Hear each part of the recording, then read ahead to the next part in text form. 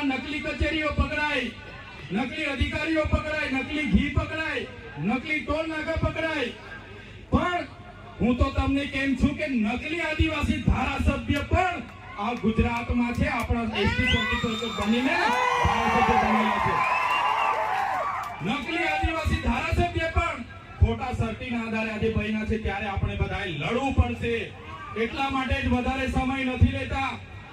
અહીંયા આવીને નાચી કૂદીને છૂટા પડવાની વાત છોડો. આપણા બાળકોને ભણાવો, આપણા લોકોને સિંચાઈનું પાણી મળે, સારી સુવિધા મળે, એ માટે લડો. આદિવાસી કોઈ પાસે શિક્ષા નથી છીનવી, આદિવાસીઓએ આજ દિન સુધી કોઈની નોકરી નથી છીનવી, આદિવાસીઓએ આજ દિન સુધી કોઈની જમીનો નથી છીનવી. તો આપણું છીનવાય છે ત્યારે તમે કેમ ચૂપ બેસો છો? આદિવાસીઓનું છીનવાય ત્યારે આખો સમાજ ચૂપ બેસે છે, ત્યારે દુઃખ થાય છે. એટલા માટે